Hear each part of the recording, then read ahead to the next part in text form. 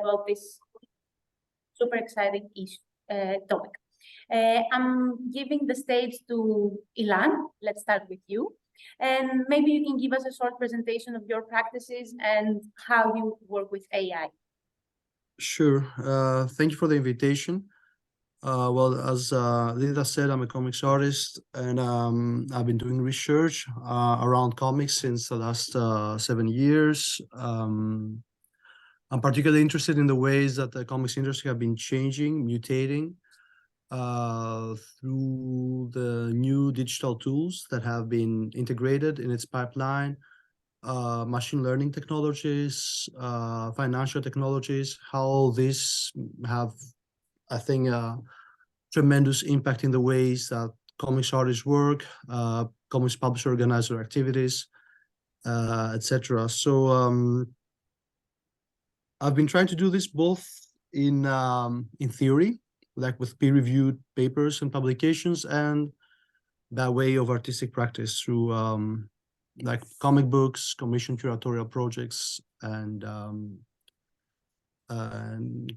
like curating archives.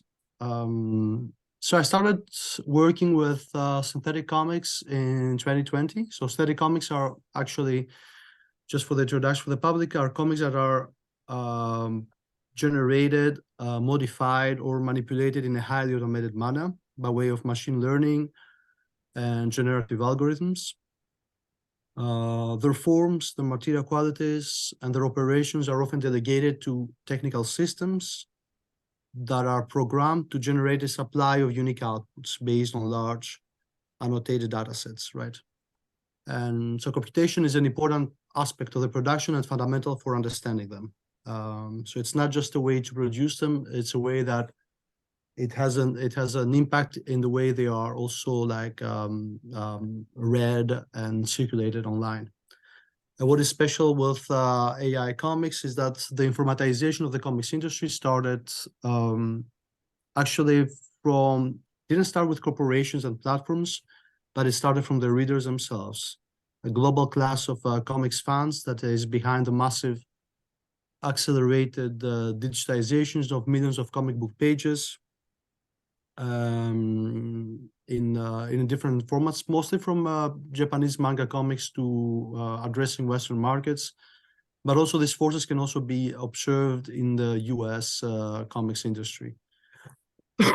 So I'm particularly interested in these processes as an artist. So I published 2 books already, like that are based on models I trained with my team. So there's a team of designers and computer engineers, and we collected like different subsets from existing data sets on manga comics, and we produced a book that I think it's actually on sale at the Comicdom stand. And now I'm working also with Midjourney, the company, for a publication of a book that will come out in September, and in collaboration with Kay Alado McDowell from the Google Artist Machine Intelligence Project. So I'm trying to see how these tools are changing and how they are actually democratizing and increasing access to a wide range of creators. I know that the discussion is full of emotional intensity also in comics, and probably this can come later in the discussion, and a lot of polarized opinions, and some people are really against this process in comics because comics is still somehow seen as a protected ground for craftsmanship. But I would argue that comics are really, the operational intensity of comics is hard-coded in the medium, and that from early on in the comics industry, we have seen very intimate relations with human and machines. And I think synthetic comics of now, so AI comics, are consistent with the medium's early attempts to industrialize the production from the beginning of last century. So this is a bigger discussion, but yes, that's who I am, more or less. Thank you. Thank you. Since we're in the field of comics, maybe Pedro can go next. Well, thank you very much for inviting me. I have to confess, however, that I feel a little bit out of place in this group because I'm really not a very educated person in terms of artificial intelligence. To tell you the truth, most of the things that I've been learning and that have forced me to think about this has been thanks to Ilan's work, his books, his anthology, and talking to him. Of course, as many other people, I have delved into some of the possibilities of the tools, because I don't want to make a biography here, but I really work in comics in several roles. One of them is as a teacher, so I teach at the polytechnical level, the higher level. And one of the things that I see is that many students are using a lot of tools in order to help them, or sometimes as a shortcut to develop some of the work that they have to do. And in fact, there's a lot of conversation between teachers on not to Ιλάν just said about the emotions involved, because I've seen many people, for instance, in Instagram and other social network with, you know, the symbol of stop AI, just like that, no to AI. You even have these this open letter by a lot of people, very known people, saying that research should be suspended. Now, I don't know if we're going to discuss that kind of thing. I'm not a specialist, I'm not a technologist, but it sounds always a little weird to say to suspend research, because I don't think the problem is with research. It's maybe with some of the uses that are already in course. People are using them already in certain manners that can be criticized for several reasons: ethical reasons, economical reasons, and so on. But I see that a lot of people just refuse the idea of artificial intelligence, which I think it's not a surprise. It will remind us of all the history of humankind. Whenever we had a new technology and people would discuss that technology as something bad. For instance, not long ago, someone was sending me an article published, I don't know, in the 1910s maybe, of a sentence about cars being evil. So cars should be forbidden because they were evil. But then again, I mean, I am talking to in Athens, and of course we know Socrates was already saying we don't need writing because people with writing will not use their memory. So there is an attempt to try to understand.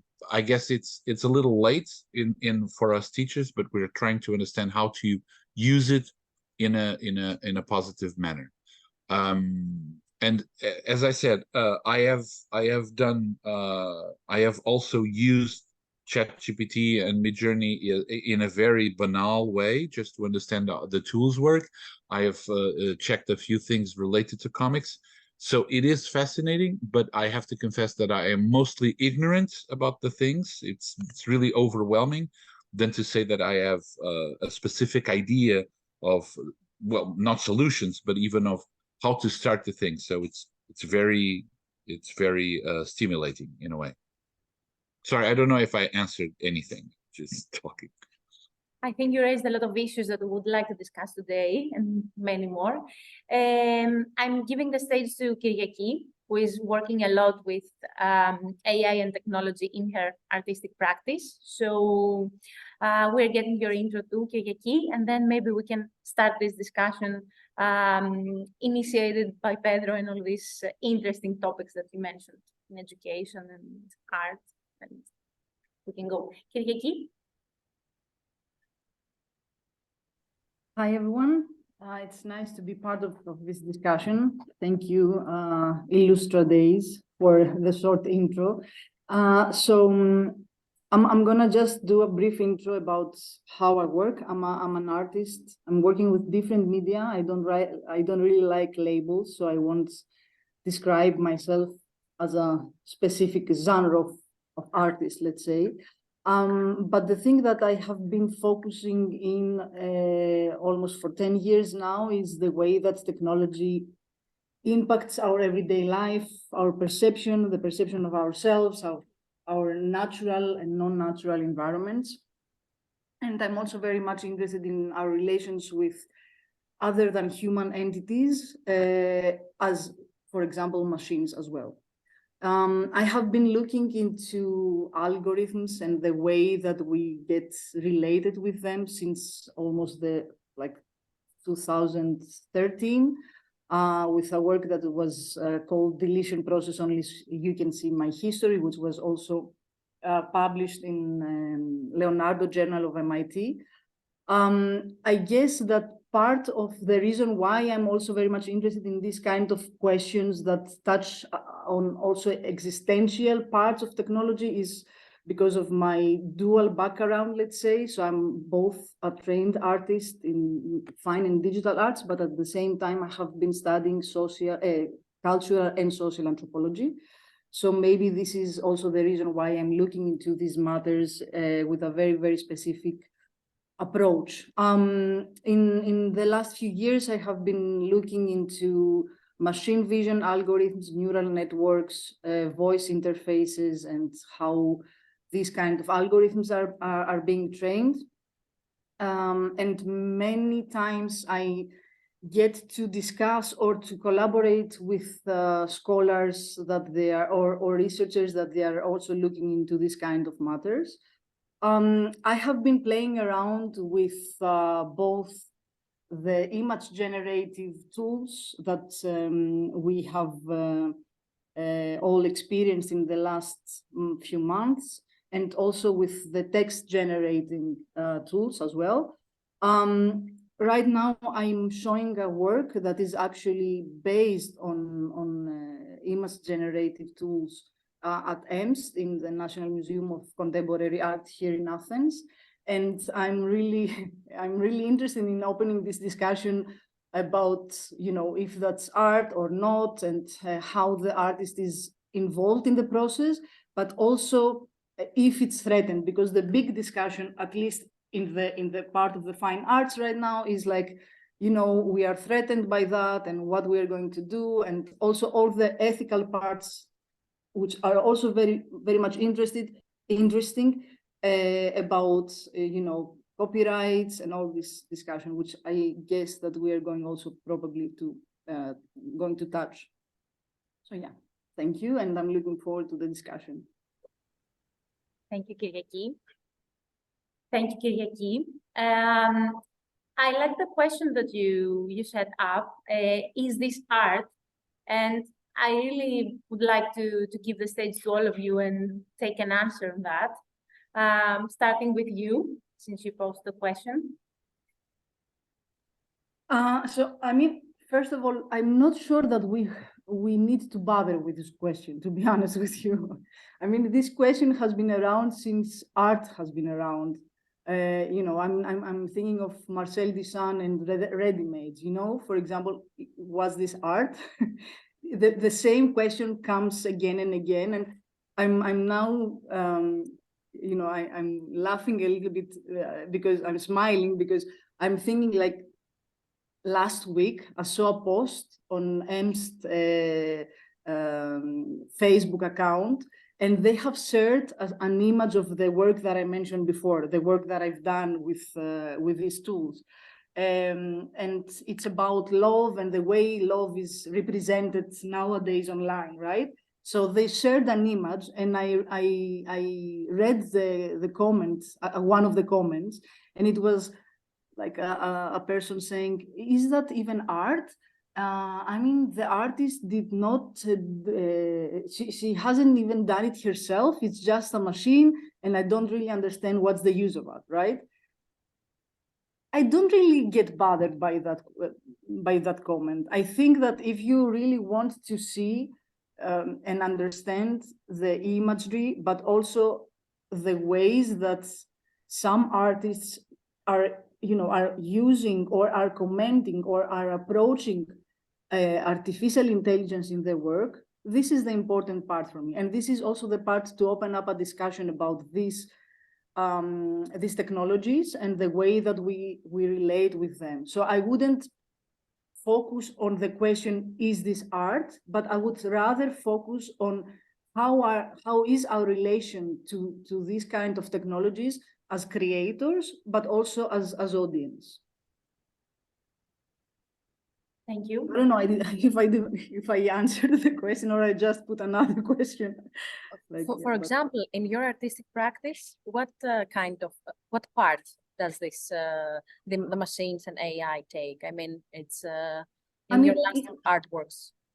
I mean, it depends, right? For example, in a work that I had I showed as a solo show like last month in Athens at the Breeder Gallery. It was a work with the title "Not Allowed for Algorithmic Audiences." I'm really into the very long titles. So, and I mean, it was a work about voice interfaces and in artificial intelligence and how like all this training of algorithms are related to our voices and sounds that we produce online. But I didn't use any artificial intelligence tools, right? It was a work that was made by with CGI video and 3D model and like sound and text written by me. But in this case, I didn't really use any kind of these systems because I wanted to open up a discussion on the ways that we approach the systems. But the work that I mentioned before, the one at EMST, which is called Perfect Love, #CoupleGoals, #AI generated, is a work that I directly used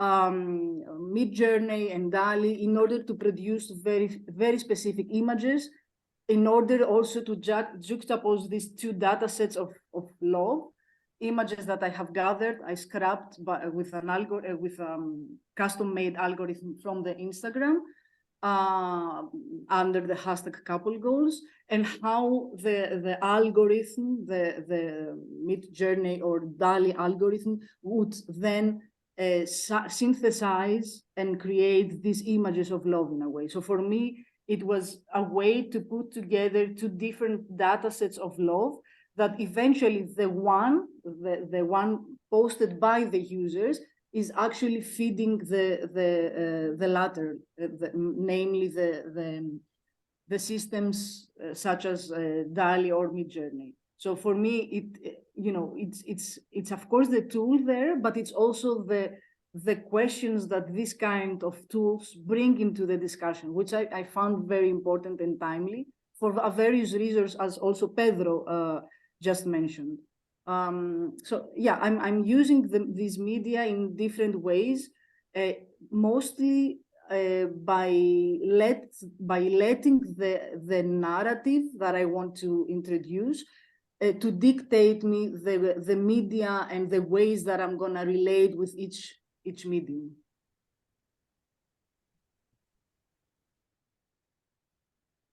Thank you.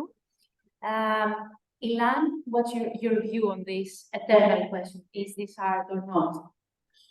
Well, I will follow up on Kyriakis. It's not so much important if it's art. It's like the question is when it's art. You know, like if it's happening in a museum, then probably it's art.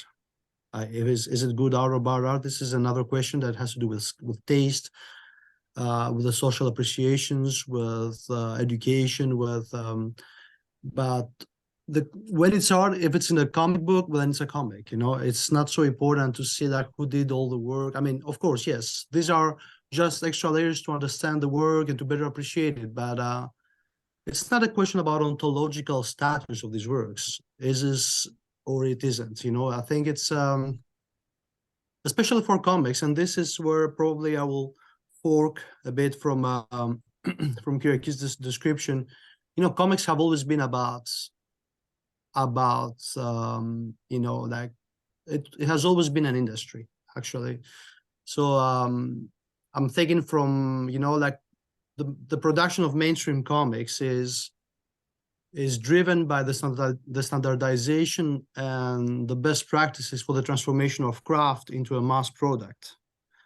And the industrial scale of these operations from the very, very early stages of ideation down to the last minute editorial revisions of a book, rely on different professionals, on a carefully orchestrated division of labor, where these different professionals have their own personal interests and ambitions that are manifested throughout the chain of production. So comics has always been a collective endeavor, you know, that does not always fit the narrow authorist view of the humanities or of literary scholarship. And I think when you try to understand what is labor in comics, and this is where machines come and become very interesting, it's difficult to to attribute labor and to valorize it under, you know, literary scholarship or the humanities in that sense, because the comics are like produced, you know, designed, produced, consumed, and shredded in very different geographies.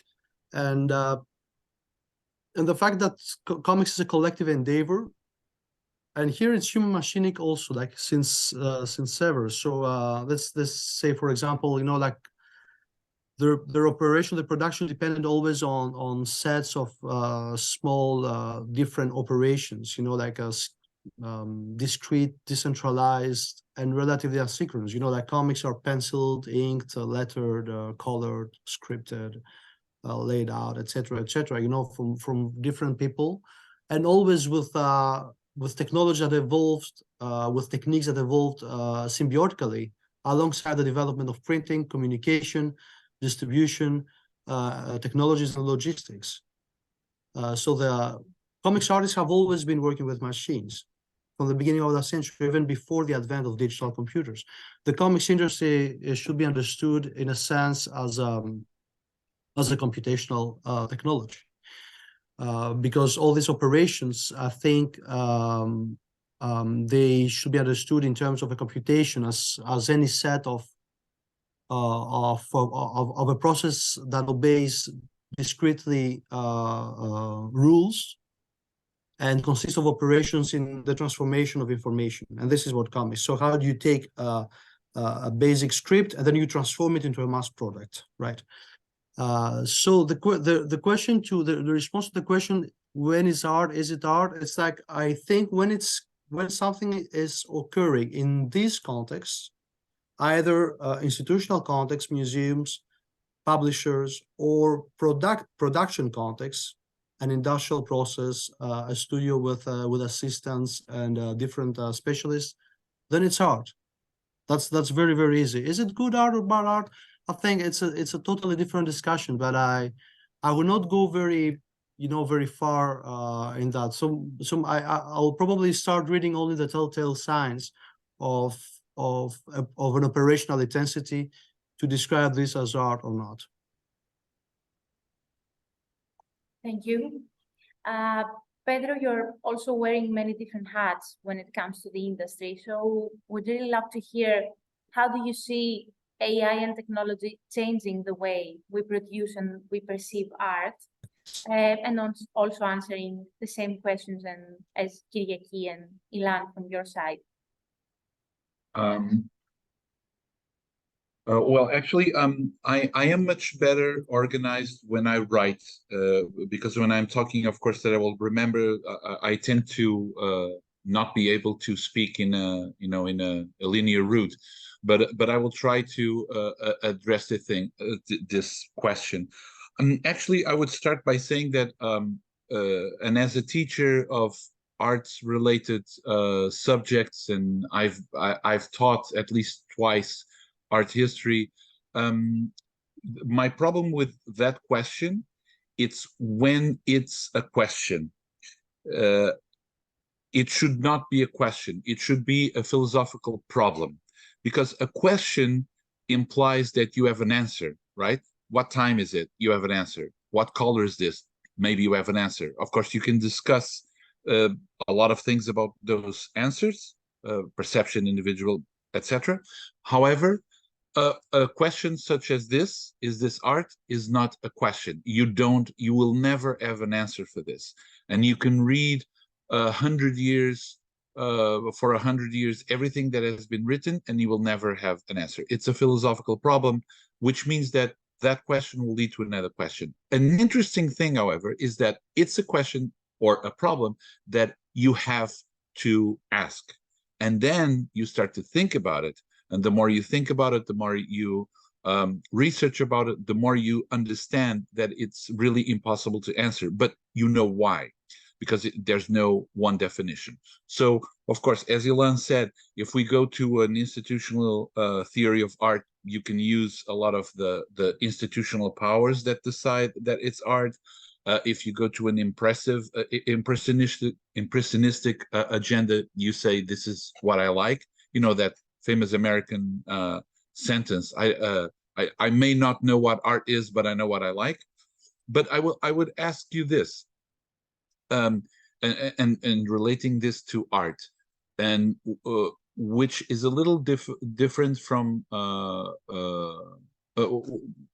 forget it. Let me rephrase this. I guess that in Greece, just as in Portugal and in France, you use a lot the expression for comics, the ninth art, right? The art number 9, right? I hate that expression. I really hate it. It's like with a passion. And the reason is why, I mean, it's because there's no hierarchies in art. So I don't know what the first art is, what's the 7th. I mean, I know that people, oh, it's cinema. Yeah, but what's the 6th? What's the 12th, etc. But the most important and irritating thing about this is that, and I may be wrong here, okay, but usually most of the people that use this expression, comics is the ninth art, are exactly the people that do not allow comics to actually experiment as an art. So usually they will say, oh, Manara is a great artist of the art of comics, or, you know, the grand masters, Hugo Pratt, that kind of thing. But if they look at something like, you know, Fast Walkers, it's right in front of me by Ιλάν, and they will say, this is not comics, this is not even comics. Or if you think about comics that use abstraction or three-dimensionality, no narrative, etc., they will put it aside and they will say, that's not comics.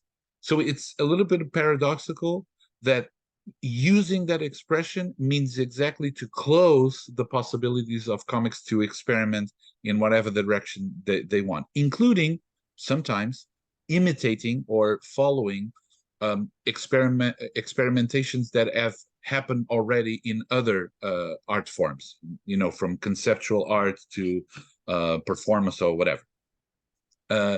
So it's really a very interesting thing to ask, but there's no answer. And what you have to do is to try to experiment as much as possible and try to do these things. Now, I agree with Ιλάν when he says about the industrial aspect, but we would also, I mean, we would have to go into issues of history. For instance, many artists during a long time, they would choose the colors, but the colors were done during the printing process. So, you know, it's already a collaboration with the machine, just as Ιλán said.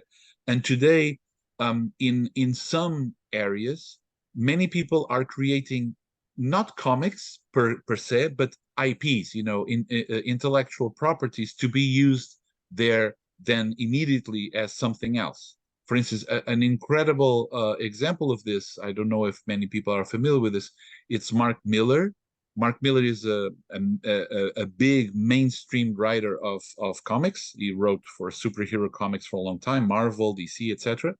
And he created a company that, Mark Millar Comics, that was sold to Netflix. And it's almost, I mean, I don't want to to talk bad about the comics, it's whatever, but it's almost like the main point is not to create series to have readers, but to attempt concepts and see if they can be transformed into something else.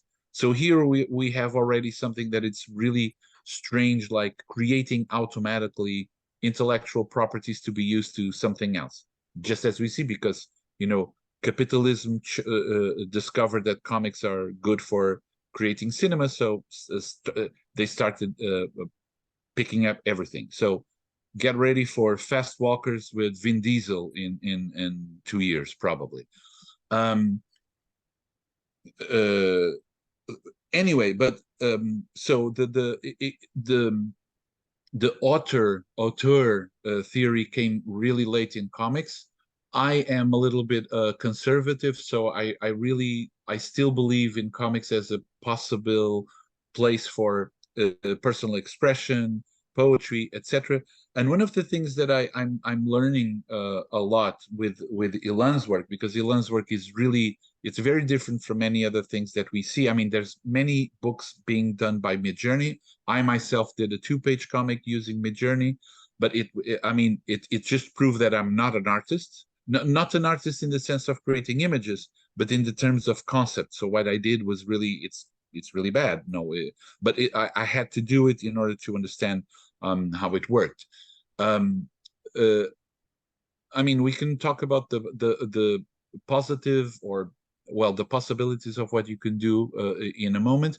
But what I wanted to finish my non-thought process now is to say that maybe there's a relationship that we can establish with these new mechanical processes, and trying to understand new ways of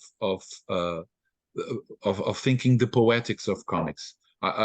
Poetics in the sense, I mean, in Greek, right? It's from doing, right? To do something. Am I correct? So it's just to think about that at this point. Sorry if I ramble too much. No, it's okay. And a quick one: how do you see art schools changing? How is the educational process is changing? Can you imagine the art schools in the future? Well, a very obvious question, a very obvious answer is that we will have to integrate these tools as fast as possible. We as teachers have to understand. When I say we, I'm calling myself an ignorant person about the technologies, about the possibility, and even the mechanisms, because there's still many things that I do not understand. I think that we have to understand and try to develop tools also that are positive. I mean, there are people doing that already, you know, creating artificial AI. I mean, I know that the word artificial intelligence is already vexed with complexities and inaccuracies, but there are people that are using already ChatGPT-like programs that, instead of giving you the answer, work as teachers. And you know, the student asks something, and instead of giving the answer, we'll say, well, how would you look for that answer? Let's think together about that answer. So gives the process. So maybe that's a very interesting way, but it will have to do with a big steep learning curve for teachers and the integration. Of course, this is very easy to say in a country like mine, which has not that much money, but still we do have access to internet and computers. But I know that this implies immediately a huge problem in terms of social economical conditions in many places, including Portugal, of course. Another area that I think is super highly discussed is the area of copyright. And Ιλάν and Kyriaki, you're working a lot with AI. Can you share some thoughts on how we can use generated images, content, anything that comes from AI? Is there any legal, let's say, framework, legislation right now on how to use it, or any advice you have to share with artists using these practices? Ιλάν? Yeah, sure. For the moment, while it might seem obvious to claim copyright infringement, there are no grounds for copyright discussions. That's the truth. I mean, copyright doesn't protect ideas, it doesn't protect concepts, it doesn't protect styles. It protects individual works. It protects individual instantiations of these ideas, concepts, and style. So legally, I don't think there's much ground. And I think it's very often in the comics world, it's really hypocritical to come with legal, I mean, we see it all over DeviantArt and ArtStation, how people are trying to like summon some inexisting laws to shame AI artists that try to do with this. There's no grounds. Ethically, it's another discussion. We can discuss ethically so many things, but legally, it's I don't think there are grounds right now. I mean, there are some pending very important pending class action lawsuits against Midjourney and Stability AI that might dictate in the future if training data is fair use, if crawling and scraping the entire internet, such as Lion 5B dataset, is fair use, if it's possible to download the entire internet with a 240 terabyte package, it's fair use. If it's possible to only download the metadata of the internet with a 1 terabyte package, it's fair use. If AI art is going to continue living in this kind of legal grayscale, which is right now, actually, or if we're going to see some sort of statutory privacy regulations like we have with GDPR, this is also possible, if ethically, again, not legally, unless there's a huge change of the legal framework, which I think there are also some directions towards there. There's an important white paper that was published in March 29 in the UK, trying to mitigate the impact of AI technologies on different sectors of social life. There's a petition that Pedro mentioned from the Future of Life Institute that proposed a cessation, not of AI research, but development of AI technologies that go beyond the capacities of GPT-4 models, which has been signed by, I think right now, more or less 30,000 people. It's an important achievement. You know, but I think the ethical dimension is something else which we could discuss. But I mean, I'm not a legal expert, but I have been following a lot of the literature. Anyway, copyright, to be honest, in my own practice, would not have been a problem. I've been doing works with copyright issues since I started doing comics. But I think the AI work I'm doing in terms of copyright is the safest work I've done in the past. Κυριακή. I mean, I'm gonna be very brief here. I don't really know the comic scene, the comic art scene. So I will just, by keeping up with the broader discussion, I would say that indeed there is no legal framework right now for this kind of uses of AI. Also, things are exponentially developing through the last few months, and I guess that legal departments are trying to keep up with that. I mean, we've seen also reactions that they're like totally dramatic. For example, at the beginning of April, Italy banned ChatGPT-3 for totally, for example. So I'm not sure what is going to happen. I think at some point, some kind of legal framework will be adopted. But again, I'm not sure, what exactly copyright would be in the comic art scene, or, for example, in installation art or multimedia art, where I'm like moving and creating mostly. But just to add here that, for example, I have been teaching in the last 2 years in ACTO, in Art College here in Athens, in the Masters of Photography. And the students are mostly coming from the photography sector. So there is a stress about copyrights in this sector, for example. And because, they've seen this kind of create a photo in the style of this photographer, for example. So they were, where we were discussing about these possibilities and tools, they were actually really nervous in a way. So I guess that it has to do also with specific parts of the arts, where we're discussing more concrete about what copyright would mean, for example, I guess. Can I say something? This is why this topic is really fascinating, because it connects to many issues. We could discuss this in many directions. And for instance, when we are worried about copyright or our data, the fact is we've been giving away data ever since the internet came about, right? I mean, I have a Facebook account, Instagram account, etc., and there's a lot of data that I've given away. I've gave that thing away. You know, remember when there was that filter? I've never used it actually, but I'm not protected from it. But remember that filter that people take pictures of themselves and they look younger or they look older? In my case, it doesn't work because with all this hair, I always look like something out of a bush.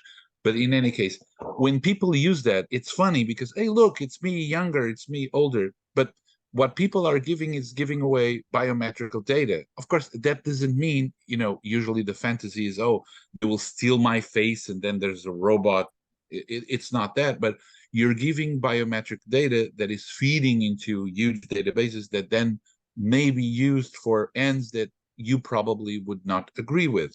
So we are always giving data. And there's a lot of people discussing the possibility of rewriting the internet in such a way that we would sell our data. So whatever we would do in online, this data would turn into a kind of a coin.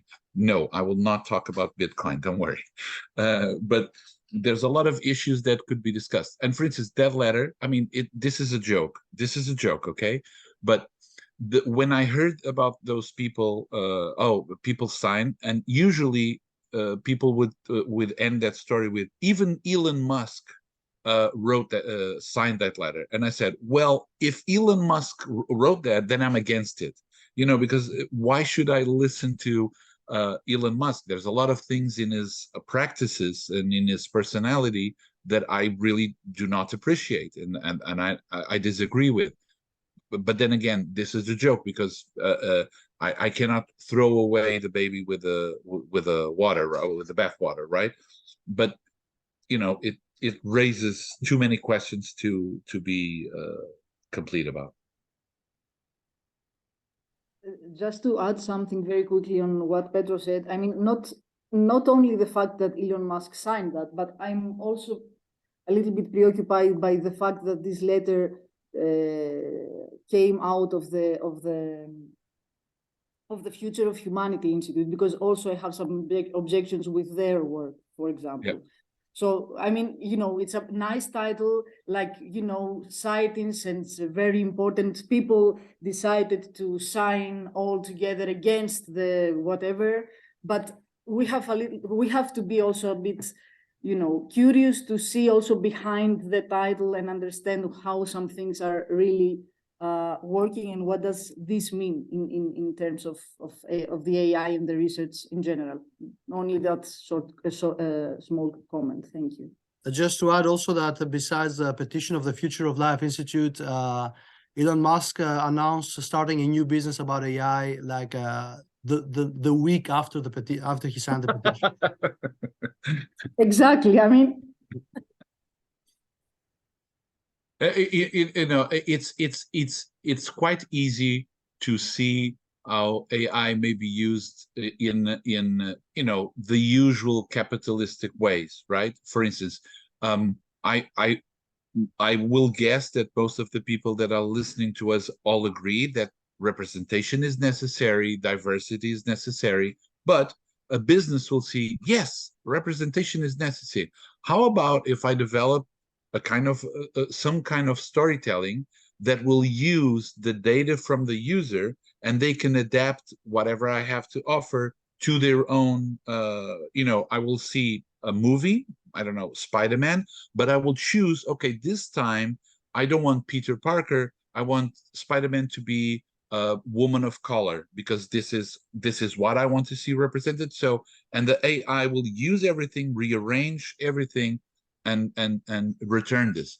I mean, because sometimes fantasies exist, but sometimes fantasies are not exactly what we should be striving for, because those fantasies can backfire in some way. If I'm allowed to just another thing, and this is my fantasy, I don't know if you remember, I'm older, so maybe the Vagabond des Limbes, which was a very baba cool science fiction comic from France in the 1970s.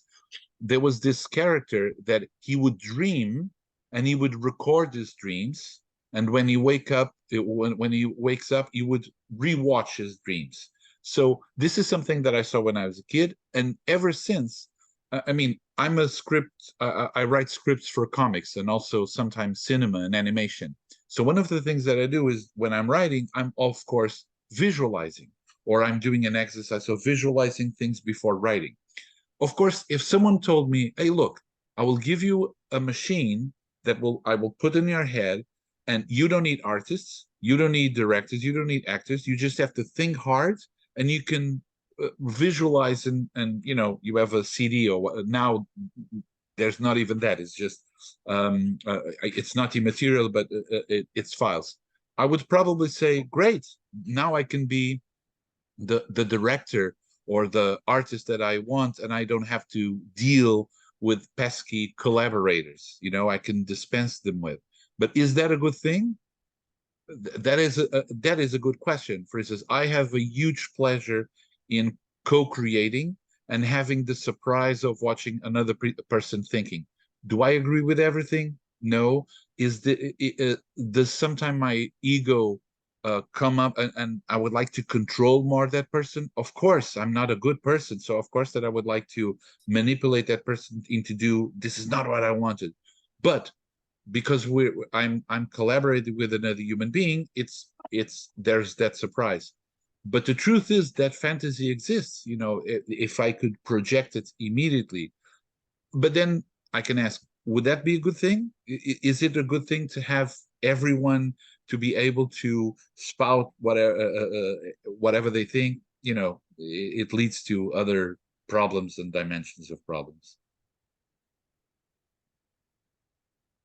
Mentioning fantasy, I'm wondering how these tools, apart from helping you producing art, how do they help you get more inspiration, more creativity, thinking of new concepts based on comments that you may do on these tools? Are they a necessary, let's say, tool in the inspiration process of thinking new stories and new concepts throughout your work? Ιλάν? Well, I mean, there are not right now any models that are really good to model narrative structures. They're really insufficient. And I think the way I've been using both the commercial models of like Midjourney and Stable Diffusion, or the ones I built with my team, is like I use them very often as a mood board. It's like, okay, let's see what comes out, you know, like let's move the seed a bit to have a different output. Probably, you know, like it's more like it's like daydreaming a bit. You see a lot of image, you let the model hallucinate a bit and see what can fit in the book. This is how we do it with fast walkers. We generated like, so we trained it was like 4 or 5 different domain-specific models, conditional on the creation of characters, of landscapes, of vehicles, of weapons, and then we just generated a shitload of image, and then we tried to see like which ones make sense, and also multimodality is really interesting. So there's this clip algorithm that tries to match text with image together. And the ways the clip will match specific chunks of text with images was already suggesting different possible storytellings. So it's not; these are not techniques that will not be possible in more conventional ways to produce comics, like before the advent of generative media. But with AI, they're becoming increasingly easy and very accelerated. So these procedures are very, very quick. So when you want to see how this will look in the place of that, it's really easy to do it if you have done all the infrastructural work to do it. While before it might have taken a lot of time. I remember when I was a student here in Brussels of comics, I will need to draw, you know, whatever, like a sports car. I will go to the shops and we'll try to find some magazines that have sports car. You know, obviously, the massive accumulation of data right now and the increasing availability of models makes these procedures are really quick and can be very well integrated in the way a comics artist works. Vicky?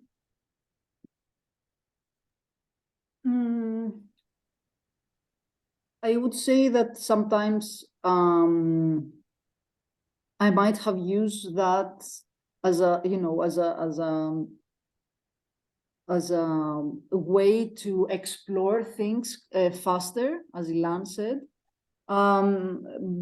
and actually not to explore things faster and see it in front of me in some kind of image, right? Because the way I work already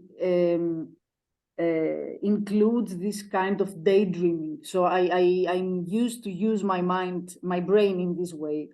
But when I sometimes want to see something, how it might look like, and I want to do it fast, maybe I will use this kind of tools, but I don't do it very often for that reason.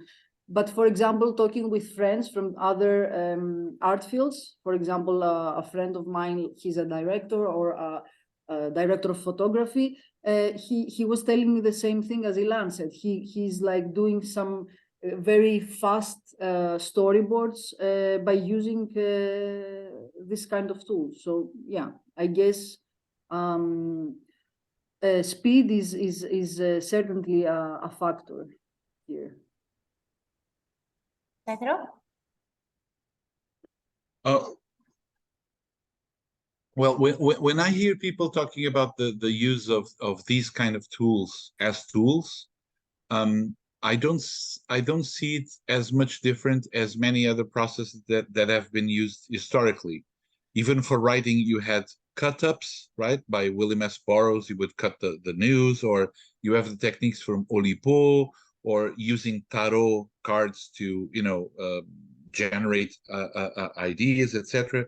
And even in terms of comics, for instance, I'm sure that you know that, for instance, in Japan, there are many books with reference books where people will buy a book only, or people sitting, or landscapes, or cars, etc. And people would trace them. I'm not talking about this artist in specific. Everyone would use them, or they have assistants, etc., etc. So or for instance, you know, people use little action figures. They take pictures and then draw digitally on top of them. So there's a lot of shortcuts for that kind of work. And in that sense, this is just another new shortcut. I have in my I would like to say my investigations with ChatGPT, but it's not that serious. But I've used it. I've tried to understand how I've done homework with it. So, you know, when discussing with my colleagues, my teachers, we try to see how would a student of ours use it to do the work that we're asking. So now we're changing a little bit the way that we ask. For instance, I am not accepting anymore papers about for instance, image analysis, you know, like semiotics, beginners kind of stuff. I don't want papers anymore. Now I have to ask the students to make a presentation. You know, they're very young, so I have to ask them to talk. And then they say, oh, there's a Sinedica here. And I say, good. What's a Sinedica again? So, you know, I have to ask questions to see that they really understand what they're talking about, and not just reading out of something. But to link to something that Ιλάν said, one of the things that I've tried is to see narrative structures. And the problem is that ChatGPT, more often than not, the things that it gives us, it's exactly the same formulaic bullshit that most Hollywood movies do. I mean, not long ago, I watched a movie. I'm not going to say the name, very bad. I should be ashamed to say that I paid the ticket for that. But it was just the same formulaic thing. You know, a person appears, then you have the bad guy, then you have to look for the object that will be the one that will fight against the bad guy. Then they have to go somewhere and they need a key to open the place, etc. So it's the same formulaic thing. And then I've tried to ask things, for instance, in the style of and connecting to people that are not doing linear or classical storytelling, and they're using other experimental structures. And it failed miserably because it goes again to the more usual things. Attention, I'm not saying that, oh, it will never do something like this. We never know. It's too early and things change. But at this point, it's really not that interesting.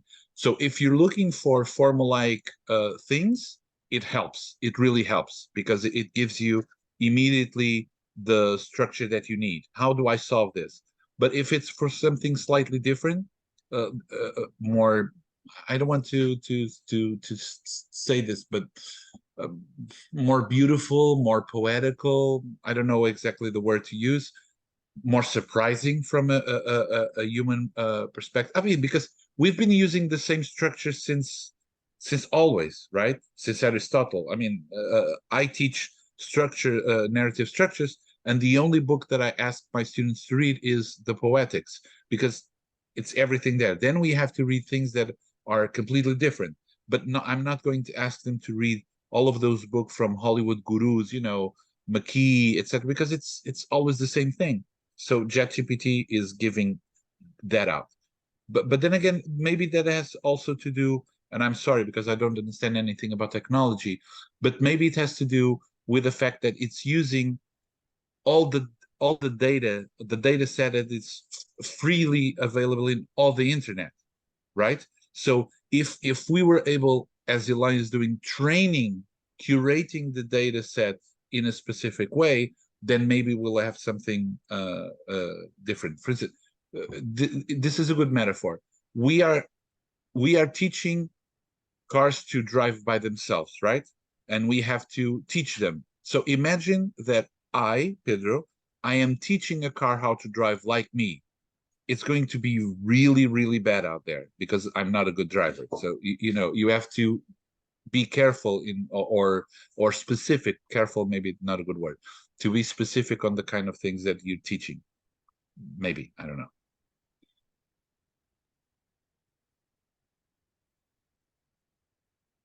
Maybe we can also open this discussion to the audience. If there are any questions, if you're artists working with these tools, anything to ask to Kyriaki, Ιλάν, or Pedro from your side?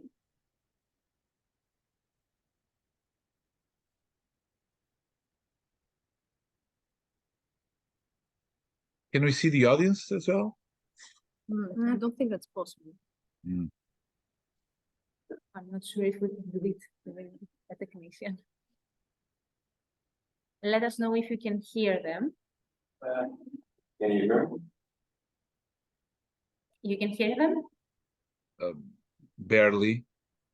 Do you hear me now? Yes, but it's very roomy, the sound. Okay, you can go and... Okay, so there's been a growing worry in the past few years about how AI in general can be used to influence information movement. But more particularly, as in the last few months, to be exact, the worries for artists and writers has been more dominant. Many arguments against AI is that it will replace the artists and the writers and the colorists with machines, or that it takes away the human elements and the creative from a work. All that maybe. I think it's better for someone to rephrase the question. I'm sorry, I don't understand. I understand a few words, but I don't understand everything. So it's better for someone to repeat the question. Okay, just give us a second so that you can see the person asking as well. No, no.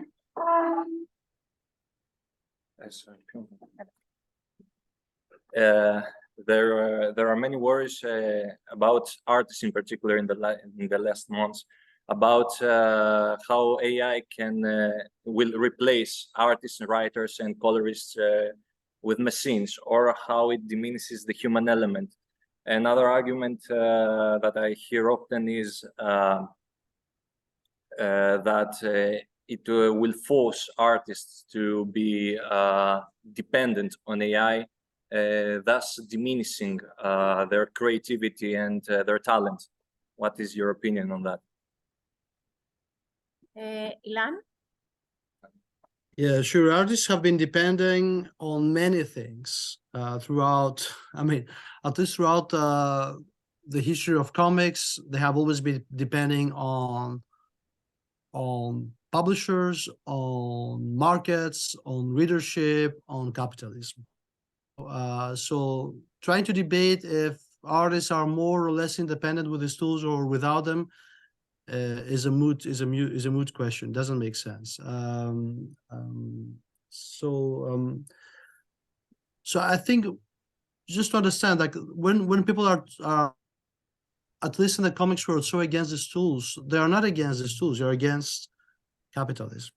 It's about the access to these tools that people are afraid. I mean, most of the people also that are so worried about these tools are people that already are not are already marginalized, not only by capitalism, by art history in general. You know, like comics is considered like a toxic, children-like art form, very, very different from the real art that happens in museums and institutions and in big fellowships and you know, like cultural legacies, etc. So I think I would start to say that if comics artists want to mobilize about something, there are many better causes that are justified from the beginning of last century till now, and that they don't need to find some like shadowy pretext in, you know, in the newest generative tools right now. So, and I think like artists have learned to frame their work in social, evolutionary and dynamic ways. Comics artists have always done that, you know, like they have always embraced and experimented with a diverse range of inscription techniques and tools and skills and expertise. So if a comics artist is stuck in some sort of a past and only wants to use these tools, it's a choice. It's a risky choice, but I mean, they should know that comics artists have not been about this choice. Most of the time, it's like comics artists always evolving and learning to work symbiotically with machines. And I'm thinking here from the very, very early technologies of Ben Day, you know, like the technologies in order to transfer color, to encode color. I mean, it was a very difficult craft. It was a very difficult job, how to learn to encode color information into a system so that it can be reproduced accordingly into magazines and to publications. This was an encoding work. It's a work that should be understood in terms of programming, in terms of encoding, decoding. And in the 20s, in the 10s of last century, people would say, I'm not doing this because it takes out my creativity. It makes me less free to express myself or whatever, because I need to like understand these new techniques, these new technologies. I think there are multiple moments in comics history that says, guys, you are missing out totally right now.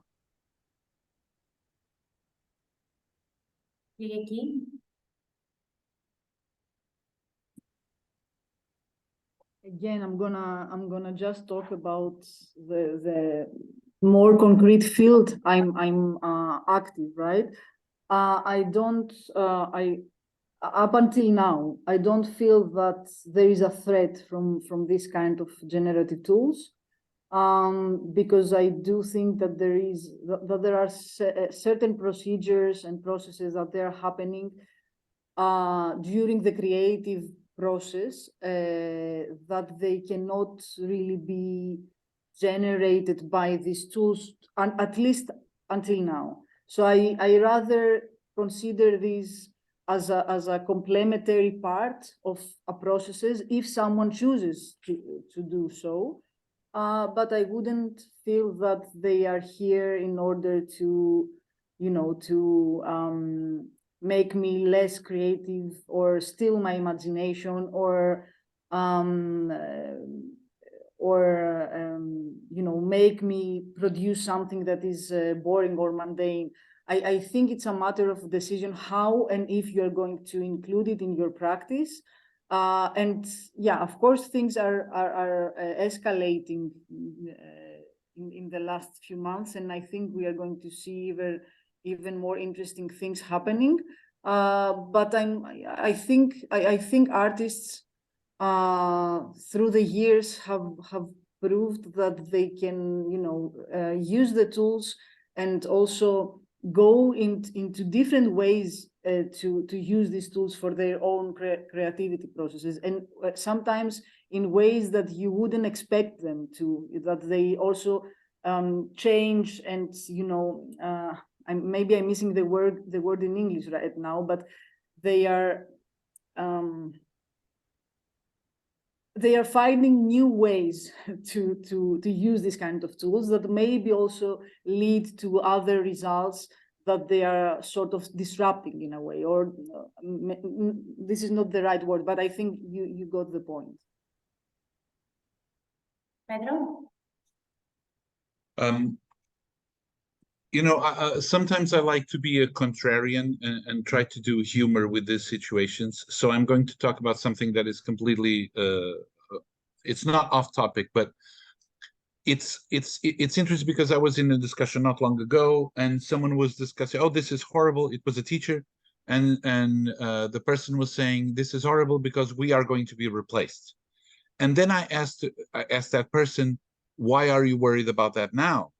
Because it's just because finally this caught up to your profession, but there's many other professions that you have witnessed going away and you never worried about that. Actually, you welcomed those substitutions, but it's just now that it's reaching your job, now it's suddenly, oh my God, this is very unfair. Well, 100 years ago in 1923, I wonder, I mean, I am a teacher of comics. I'm teaching in high education. I'm teaching how to write comics.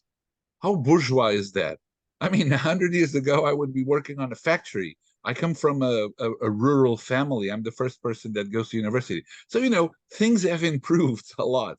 And things have improved thanks to, in part, I mean, this is, of course, very naive for me to say, but in part, it has to have with the evolution of technology and society. So it's you know, it's a tension.